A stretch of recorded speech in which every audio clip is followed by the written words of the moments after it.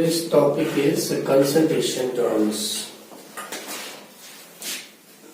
So these concentration terms, they are related to solution. Method concentration of solution. So before we start, first we will discuss what is solution. By definition, solution is a homogeneous mixture of two or more components. Is a homogeneous. Homogeneous means its concentration is uniform throughout. So solution is basically divided into two parts. One is a solute, second is a solvent. Generally, solute वो होता है which is present in small amount, generally, and solvent वो होता है which is present in excess. For example, अगर एक beaker है, it contains 100 ml water, and if we added 5 gram sugar to it, so now it becomes a sugar solution. Now what is this 5 gram sugar? What is sugar here? Sugar is a solute because it is present in small amount, and this water is a solvent. So we have two components. So it's a homogeneous mixture which of two or more than. If we add salt to it, it becomes three component solution. Then there will be two solutes, sugar and salt. So generally solute is present in small amount and solvent is present in excess. For example, if we say 40% ethanol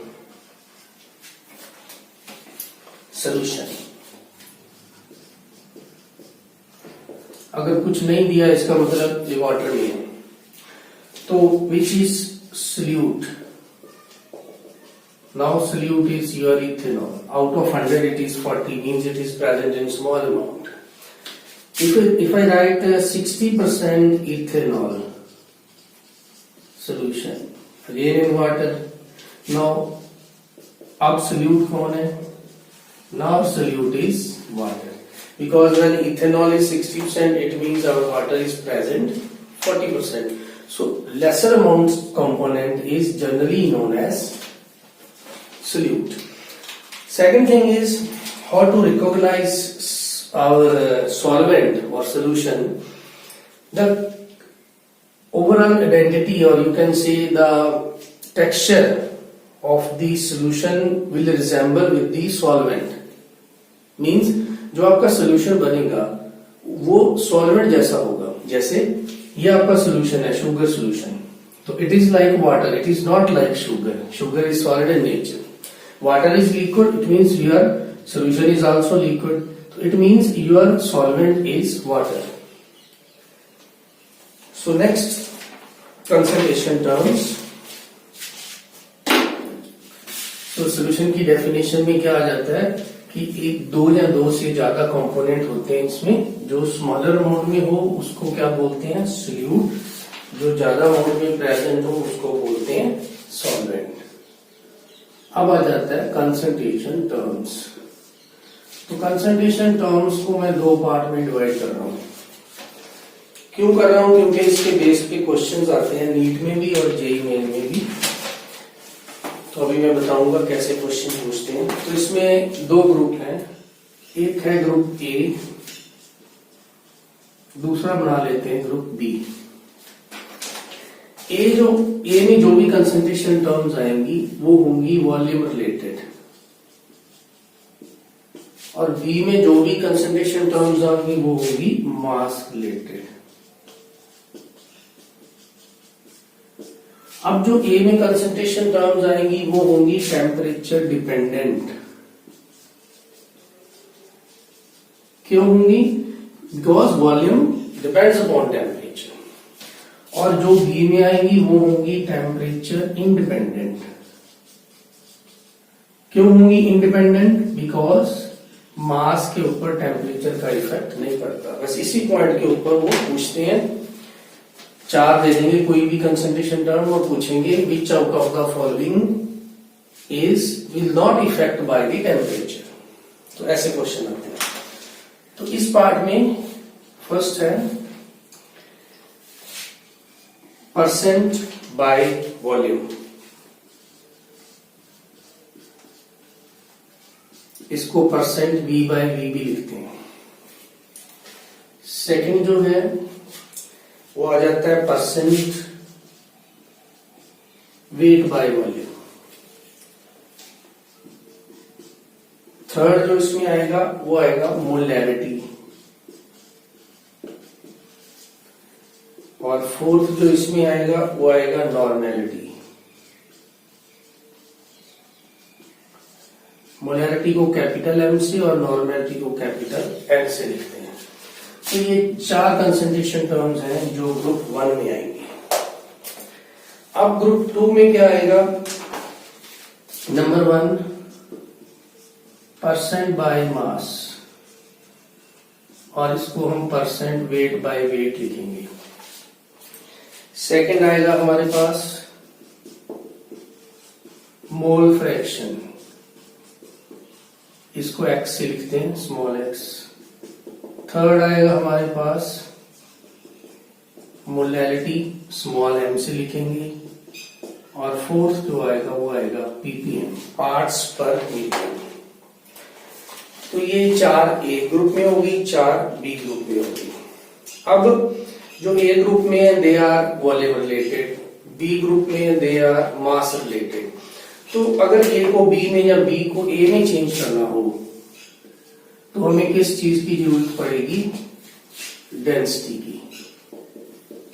because density ऐसी term है, एक ऐसी चीज है जो मास और volume को relate करती है। किस रिलेशन से? Density equal to mass upon volume. तो अगर आपको ग्रुप ए की किसी भी कंसंट्रेशन टर्म को बी में चेंज करना है तो आपको किस चीज की जरूरत पड़ेगी? डेंसिटी की। जहां बी को ए में करना है तो भी डेंसिटी की जरूरत पड़ेगी। हाँ, अगर ए की ए में करनी है, जैसे मोलैरिटी को नॉर्मेलिटी में करना है चेंज, मोल फ्रैक्शन को मोलैरिटी में करना है, तभी डेंसिटी की जरूरत नहीं है।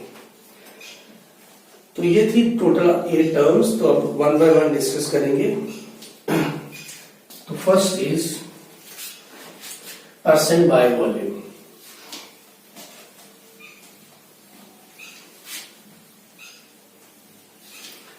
Percent by volume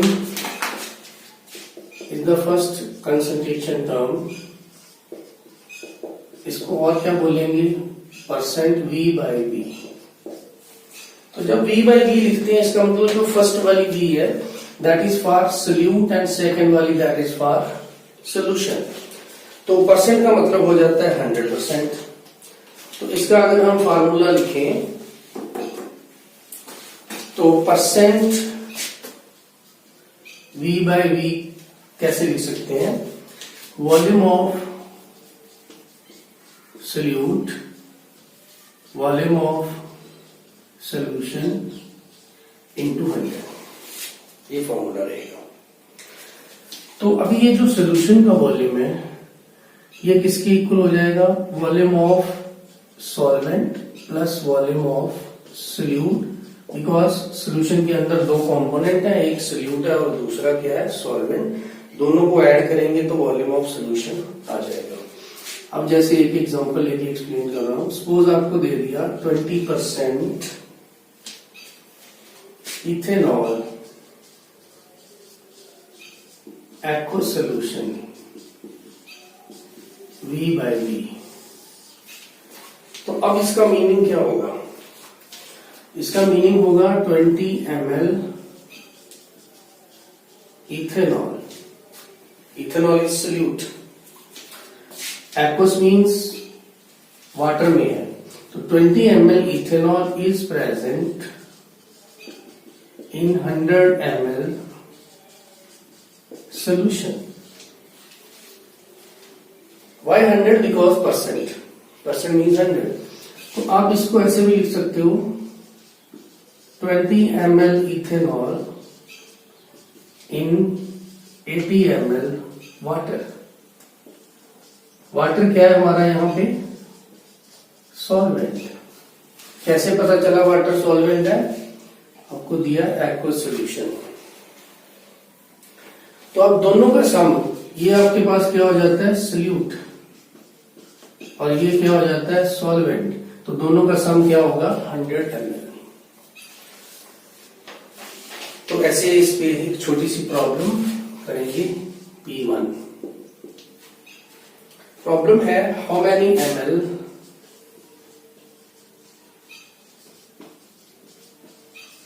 of ethanol should be added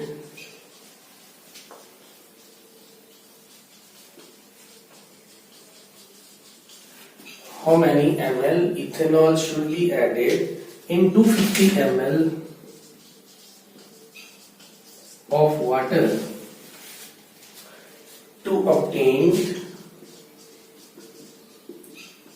a solution containing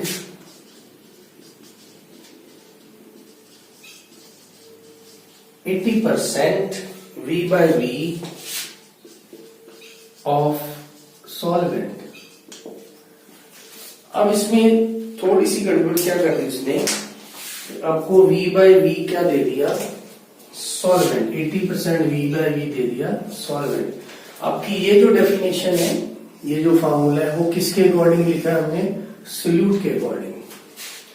तो अगर 80% V by V सॉल्वेंट है, तो इसका मतलब आपका V by V सोल्यूट क्या हो जाएगा? 20%। तो इसकी जगह पे आपका आ जाएगा 20। ऊपर क्या आ जाएगा? Volume of solute according to formula.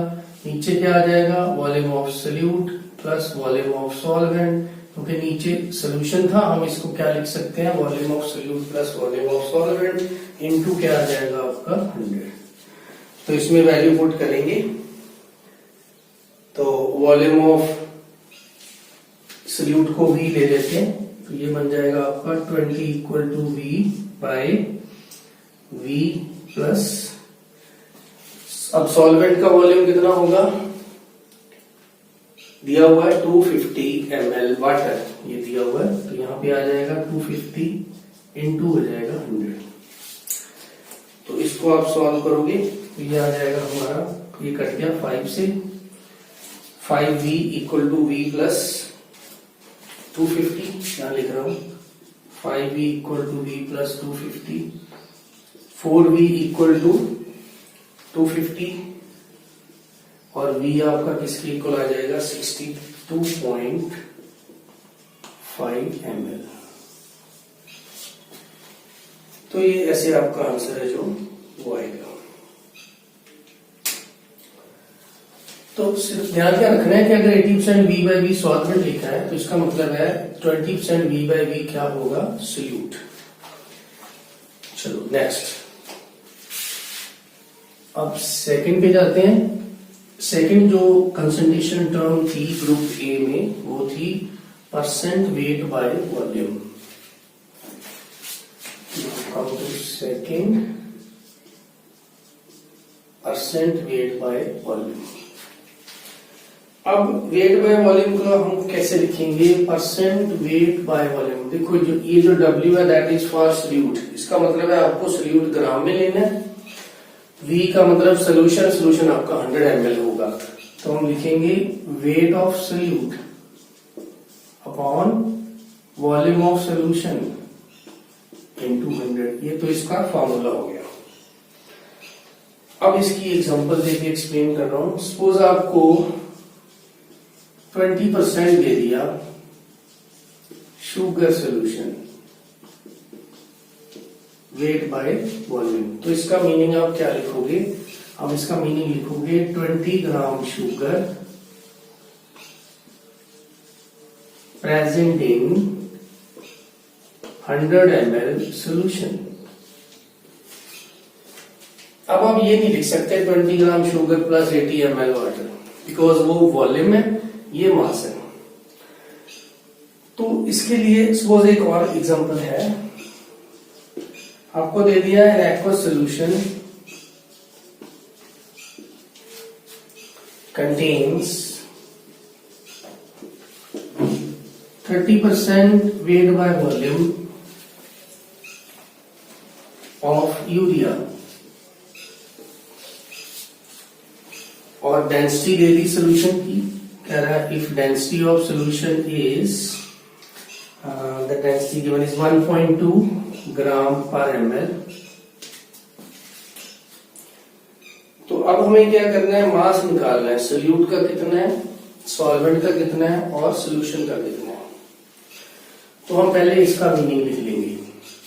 ये बन जाएगा हमारा 30 ग्राम यूरिया, यूरिया यहाँ पे सोल्यूट हो गया, is present in 100 ml solution. तो आपका जो मास ऑफ सोल्यूट है, यहां लिख रहा हूं मैं इसका फाइनल आंसर, सोल्यूट वो तो हो जाएगा 30 ग्राम। एक चीज हो गई। अब मास ऑफ सॉल्वेंट के लिए हमें मास ऑफ सोल्यूशन चाहिए, तो मास ऑफ सोल्यूशन हम यहां से निकालेंगे। ये हमारा है वॉल्यूम ऑफ सोल्यूशन, ये है हमारी डेंसिटी। डेंसिटी और वॉल्यूम से हम मास निकाल लेंगे, तो मास ऑफ सोल्यूशन आ जाएगा V into D.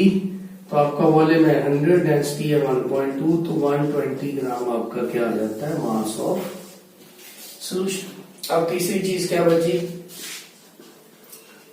Mass of solvent निकालना है, तो वो कैसे आएगा, ये आपका 120 माइनस 30, इसमें से सोल्यूट, तो 90 ग्राम आपका क्या आ जाता है, मास ऑफ सॉल्वेंट। तो ऐसे डेंसिटी का यूज होगा वेट बाय वॉल्यूम में जब आपको जरूरत पड़ेगी मास ऑफ सॉल्वेंट की।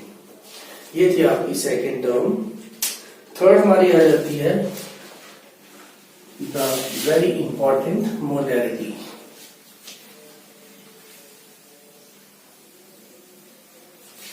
मोलैरिटी में से ज्यादातर क्वेश्चंस आते हैं, तो थर्ड टर्म आपकी हो जाती है मोलैरिटी, जिसको हम कैपिटल एम से लिखेंगे। तो अगर इसकी डेफिनेशन लिखें तो एक लाइन में, तो मोलैरिटी होती है number of moles of solute present पर लीटर ऑफ सोल्यूशन। तो नंबर ऑफ मोल्स कैसे निकालते हैं, हम करके आए हैं मोल कंसेप्ट के अंदर। मास दिया होगा, उसको मोलर मास से एटॉमिक मास से डिवाइड कर देंगे तो मोल्स आ जाएंगे पर लीटर ऑफ सोल्यूशन। इसका मतलब है आप इसको ये भी लिख सकते हो कि मोलैरिटी के जो यूनिट्स हैं वो क्या हो जाएंगे, मोल्स पर लीटर। ओके, तो फार्मूला बनाते हैं इसका। यहां पे हम एक चीज अज्यूम करके चलेंगे पूरे चैप्टर में, पूरे मतलब इस कंसेप्ट के अंदर, वो क्या है कि आप सॉल्वेंट को हम A लिखेंगे और सोल्यूट को हम B लिखेंगे। तो अब ये हो जाएगा, ऊपर क्या आ जाएगा आपका, number of moles of solute, नीचे है आपका वॉल्यूम ऑफ सोल्यूशन, लीटर में लेना है आपको। तो number of moles of solute को मैं लिख रहा हूं NB। N का मतलब नंबर ऑफ मोल्स, B का मतलब यहां आ गया सोल्यूट, और वॉल्यूम ऑफ सोल्यूशन, सोल्यूशन है तो उसके साथ A B में से कुछ भी नहीं होगा, ओनली B। तो ये बन जाएगा आपका NB। वॉल्यूम अगर ml में ले रहे हो तो ऑब्वियसली उसको क्या करोगे, 1000 से मल्टीप्लाई। अब ये जो नंबर ऑफ मोल्स है ये कैसे निकालते हैं, ये निकालते हैं, आपको मास दिया है डिवाइड बाय उसका क्या करते हैं, मोलर मास। तो मास को मैं लिख रहा हूं WB, मोलर मास को लिख रहा हूं MB। तो आपकी जो मोलैरिटी वो हो जाएगी WB upon MB into 1000 upon volume इन ml। तो ये आपका पूरा मोलैरिटी का जो फार्मूला है वो बन जाएगा। इसको हम न्यूमेरिकल में यूज करेंगे। तो इसके न्यूमेरिकल्स नेक्स्ट लेक्चर में